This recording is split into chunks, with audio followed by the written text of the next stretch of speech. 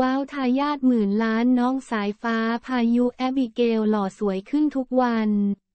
อีกหนึ่งครอบครัวที่น่ารักและอบอุ่นมากๆสำหรับครอบครัวของชมพู่อารยา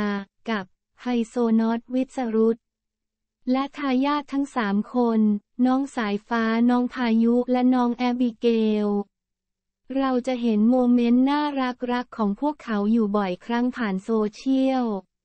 ล่าสุดวันนี้วันที่12 กรกฎาคม 66แม่ชมโพสต์ภาพลูกๆทั้ง3 คนแจกความสดใสยามเช้าทั้งหล่อทั้งสวย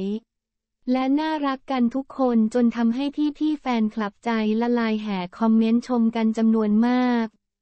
บอกเลยค่ะว่าน่ารักและหน้าตาดีแต่เด็กมากๆเลย